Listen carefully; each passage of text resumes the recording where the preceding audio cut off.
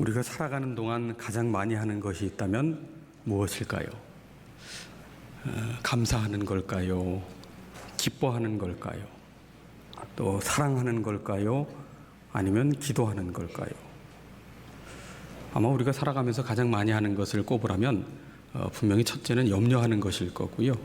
또 한 가지는 원망하고 불평하는 것이다. 그렇게 생각을 해봅니다. 이 원망과 불평은 왜 하느냐?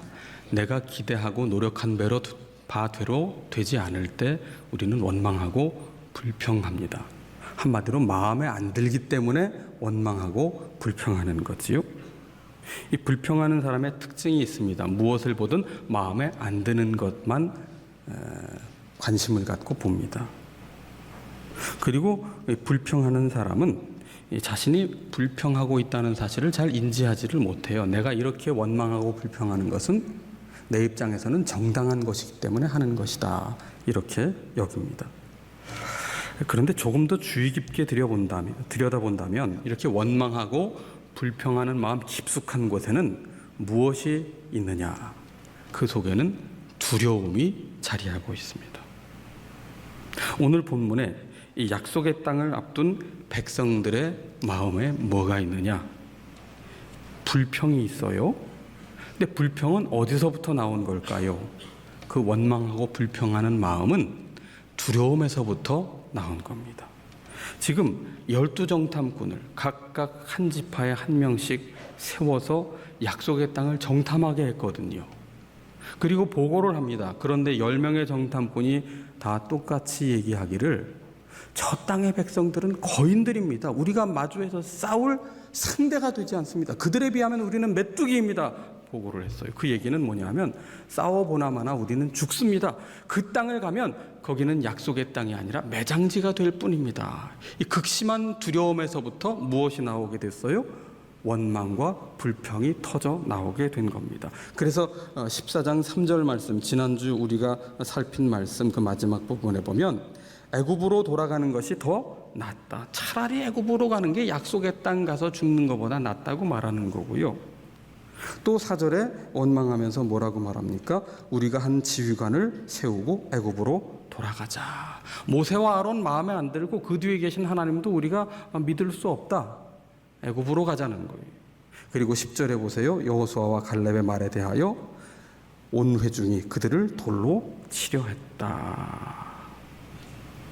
두려움 때문에 이런 일이 벌어진 겁니다. 사실 알고 보면 두려움은 항상 우리 곁에 있습니다. 얼마 전 통계를 살펴보니까 우리나라는 OECD 가입국 중에 출산율이 가장 낮은 나라에 속한다는 그런 보도를 접했습니다. 왜 자녀를 낳기를 꺼립니까? 자녀를 낳는다면 적어도 대학 교육까지는 시켜줘야 된다는 것을 당연히 여기기 때문이고, 뿐만 아니라 결혼할 때 그 결혼 채비까지 다 부담을 해야 된다는 그 엄청난 그 중압감이 있기 때문에 어떤 통계를 보니까 자녀를 낳아 키워 결혼시키기까지 수억 원이 든다고 하더군요. 그것 때문에 자녀를 안 낳는다는 거예요. 또 한 가지는 자녀를 잘 키울 수 있을까? 그게 어렵거든요. 열심히 키웠는데 자식이 왼수돼 버리는 건 아닐까? 그런 두려움이 있으니까 자녀를 아예 안 낳는 겁니다.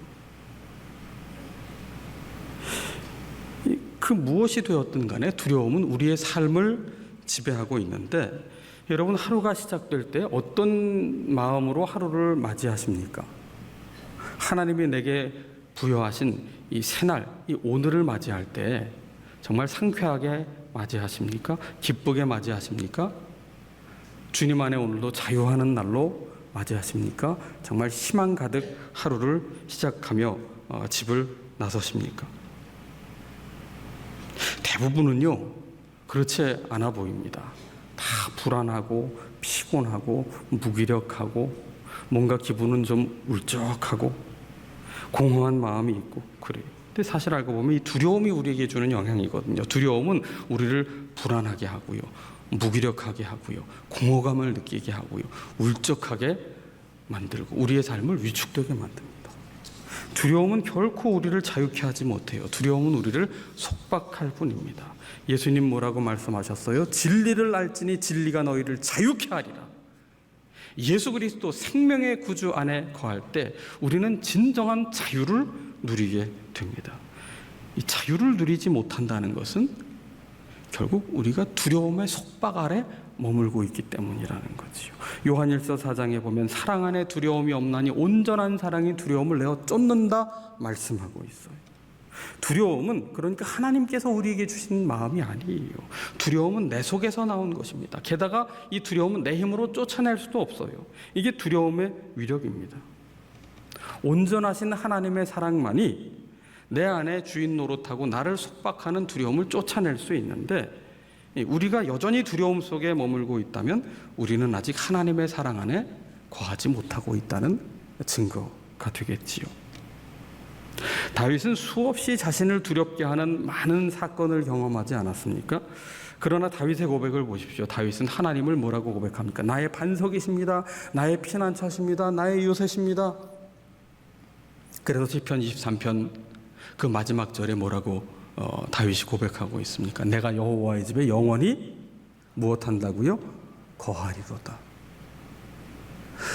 온갖 두려움이 나를 속박하지만 다윗의 한 가지 소원은 뭐냐 하면 하나님의 임재 안에 거하는 거예요.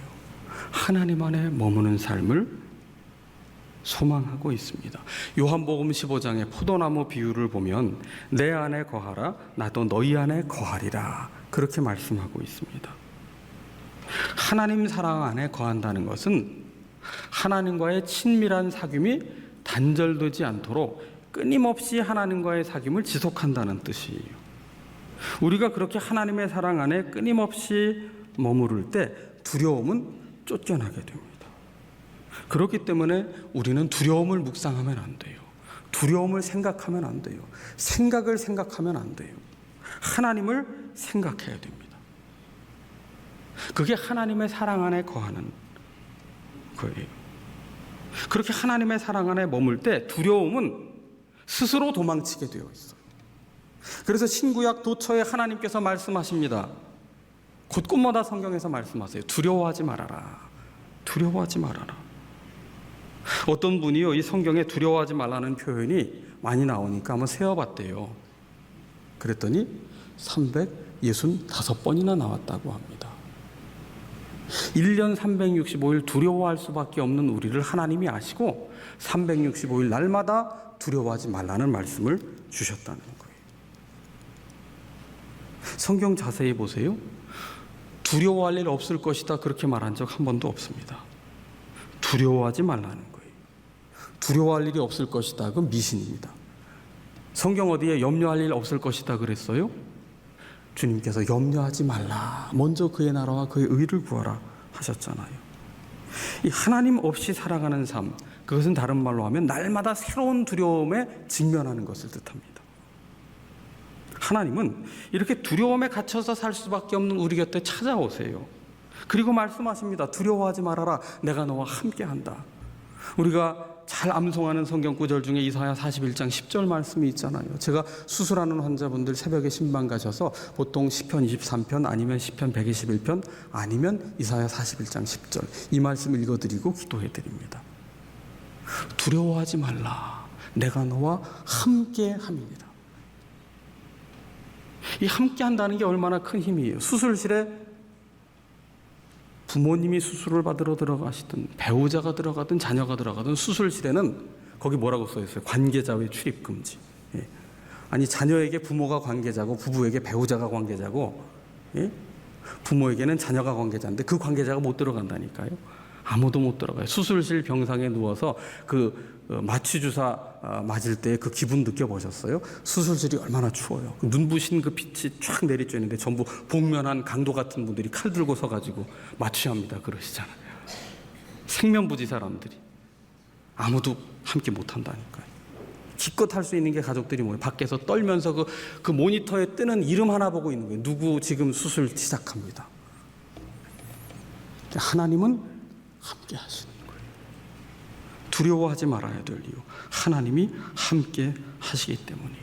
마리아가 성령으로 메시아이신 예수 그리스도를 잉태했다는 소식을 선사 가브리엘을 통해서 들을 때 뭐라 말씀했습니까? 두려워하지 말아라. 하나님의 일을 이룰 그 마리아에게 첫 마디가 두려워하지 말아라.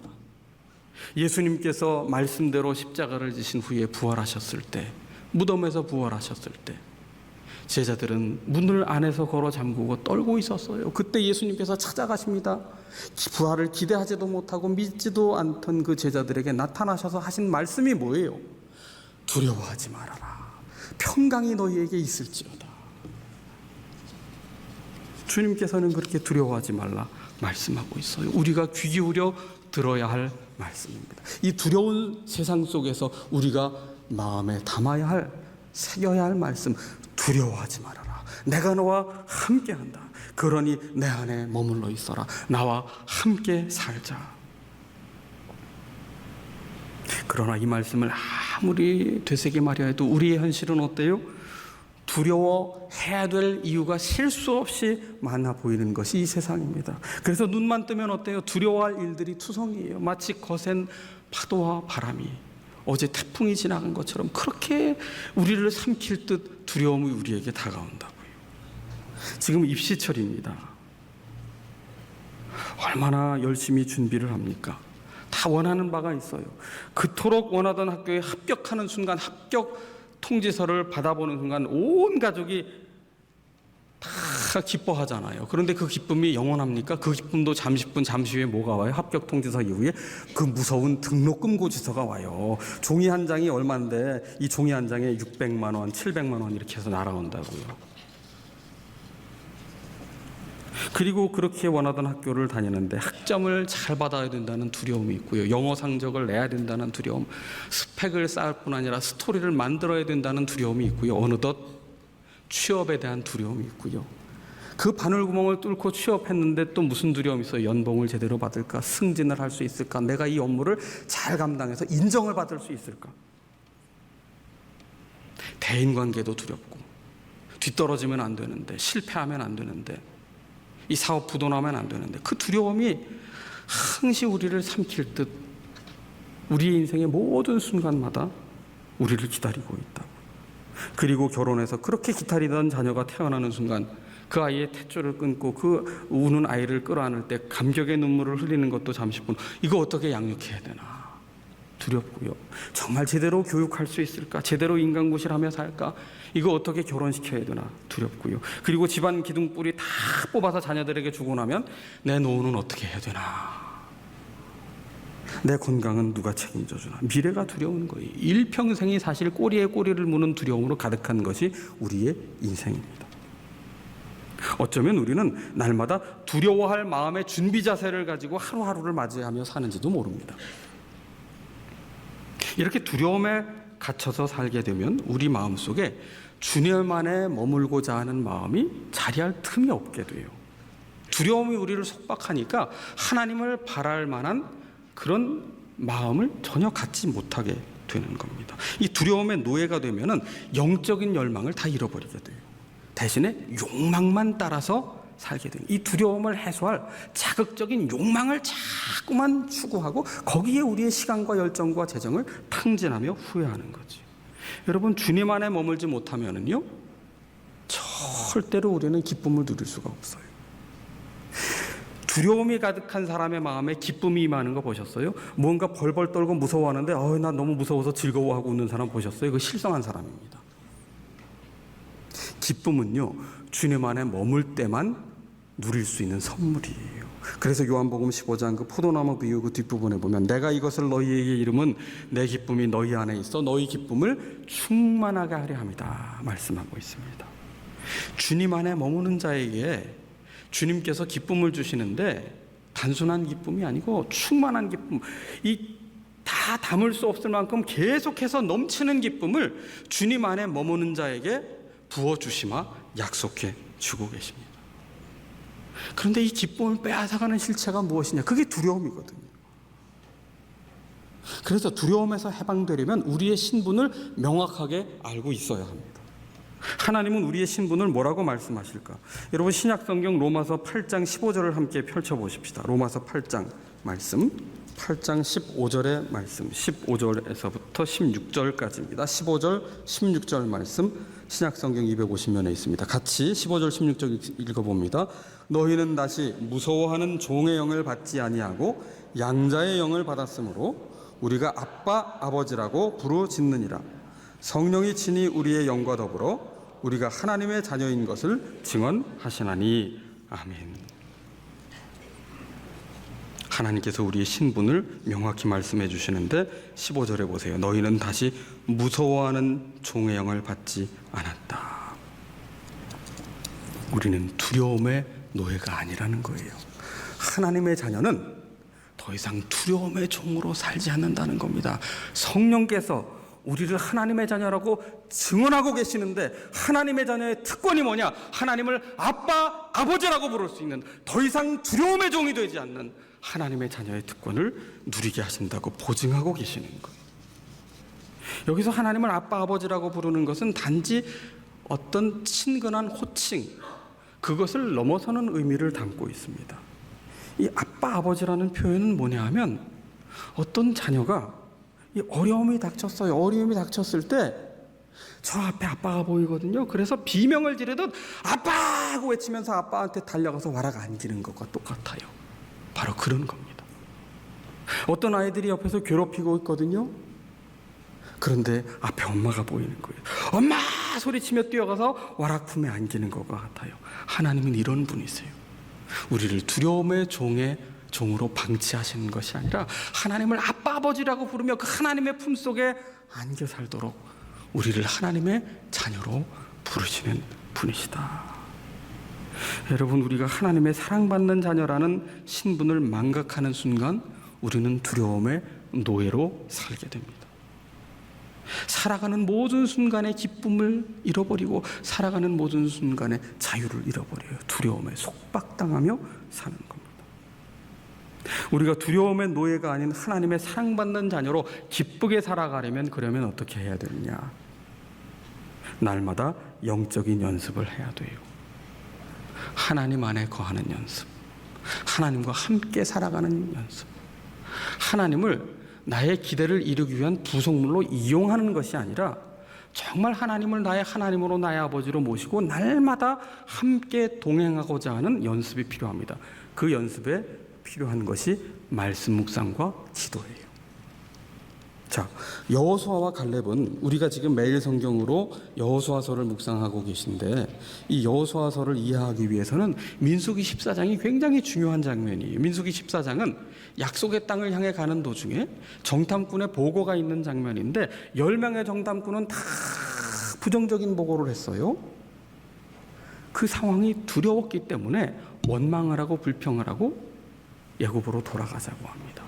그때 단 두 정탐꾼 여호수아와 갈렙만이 다른 반응을 보이고 있는데 7절, 오늘 본문 7절 중반에 보십시오. 우리가 두루 다니며 정탐한 땅은 심히 아름다운 땅이다. 어떻게 그 땅이 무서운 땅으로 보이지 않고 죽음의 땅으로 보이지 않고 아름다운 땅으로 보일 수 있습니까? 여호수아와 갈렙이 다른 곳을 보고 온 게 아닌데, 여러분, 여호수아와 갈렙은 눈에 보이는 건 넘어 하나님께 초점을 맞췄어요. 하나님을 집중하여 보았어요. 그게 믿음이에요. 그래서 하나님의 눈으로 보는 그 믿음의 시각으로 보니 그 땅은 아름다운 땅으로 보이는 겁니다. 쉽기 때문에 들어갈 수 있는 것이 아니라 거인이 있어도 하나님께서 주시마 약속한 땅이기 때문에 그 땅은 아름답게 보이는 거예요. 그래서 8절 중반에 그 땅으로 인도하여 들이시고 그 땅을 우리에게 주시리라. 이는 과연 젖과 꿀이 흐르는 땅이다. 그래서 9절에 이렇게 고백합니다. 9절을 같이 읽어보겠습니다. 다만 여호와를 거역하지는 말라. 또 그 땅 백성을 두려워하지 말라. 그들은 우리의 먹이라. 그들의 보호자는 그들에게서 떠났고 여호와는 우리와 함께 하시느니라. 그들을 두려워하지 말라. 아멘. 지금 여호수아서의 말씀에 여호수아와 갈렙만이 출애굽 2세대와 함께 약속의 땅을 들어갑니다. 제사장들이 언약궤를 메고 그 범람하는 요단물을 믿음으로 밟았을 때 그 물이 마르게 되는 것이고, 그 여리고 첫 성이 바로 여리고인데 담대하게 말씀에 순종하여 갈 때 그 땅으로 들어가게 하시는 거예요. 그래서 여호수아를 이해하려면 이 민수기 14장을 이해할 때 아주 그 이해의 폭이 넓어지게 되는데, 자, 어떻게 여호수아와 갈렙은 다른 정탐꾼들과 달리 두려워하지 않게 되었느냐는 거예요. 9절 말씀 조금 전에 같이 읽었지 않습니까? 그 땅 백성을 두려워하지 말라. 그들은 먹이라. 왜 그렇게 보는 거예요? 여호와는 우리와 함께 하시느니라. 그들을 두려워하지 말라. 자, 두려워하지 말아야 될 이유를 분명히 여호수아와 갈렙은 선포하고 있습니다. 무엇 때문입니까? 하나님이 함께 하시기 때문이다. 우리의 아빠 아버지 되시는 하나님이 우리의 모든 상황 가운데 함께 하시기 때문에 우리는 두려움에 더 이상 속박당할 이유가 없다는 거예요. 여호수아는 모세의 사후 지도력을 이어받은 인물입니다. 그는 이 요단강과 여리고성을 앞두고 위축될 수밖에 없는 상황이에요. 하나님께서 그 마음을 아시고 여호수아에게 말씀하십니다. 강하고 담대하라. 두려워하지 말며 놀라지 말라. 내가 너와 함께함이니라. 하나님이 함께하시마 말씀하시며 여호수아에게 두려워하지 말라고 말씀하시는데, 이 두려움에서 해방시키기 위하여 여호수아에게 주신 처방이 무엇이냐? 여호수아 1장 8절의 말씀이에요. 그 여호수아 1장 8절이 뭐라 말씀합니까? 이 율법책을 내 입에서 떠나지 말게 하라는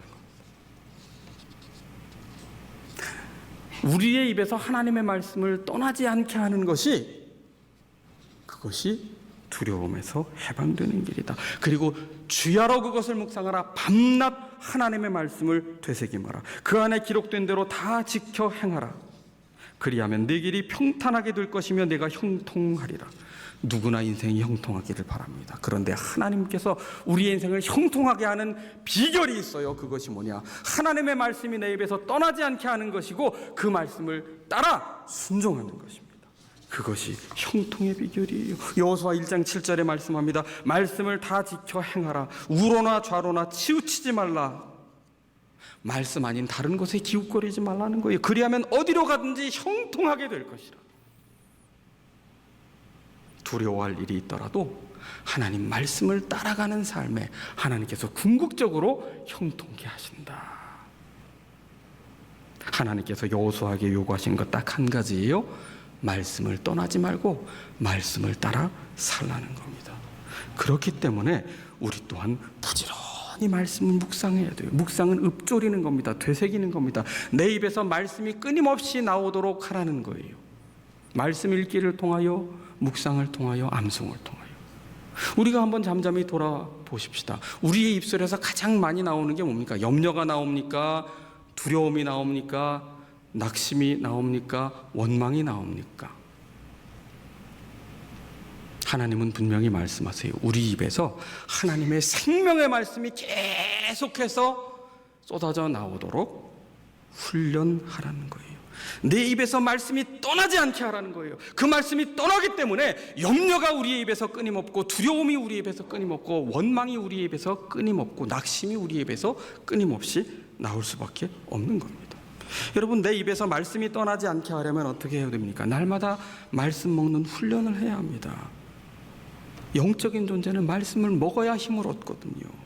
생명력이 그 말씀에서부터 나오거든요. 말씀을 되새김하는 훈련을 하십시오. 영적 습관을 지니십시오. 말씀이 입에서 떠나지 않게 하는 것이 형통의 길, 복된 길이라 하나님께서 분명히 약속하시기 때문입니다.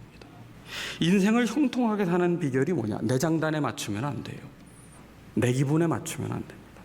반드시 거기에 두려움이 있고 원망이 따르게 됩니다. 하나님의 사람은 말씀의 사람이 돼요. 이 얘기는 하나님을 인생의 지휘자로 모시고 말씀의 박자에 우리의 인생의 걸음을 맞추어 가야 됩니다. 이 두려움 가득한 세상 속에서 어떻게 살아야 할 것인가? 하루하루 조금씩 그러나 꾸준히 말씀을 묵상하고 기도하는 삶을 연습해 가십시오. 그럴 때 두려움 가득한 세상 속에 하나님이 함께 하신다는 그 확신 가운데 우리의 사명의 길을 계속해서 믿음으로 걸어가게 될 것입니다. 기도합시다.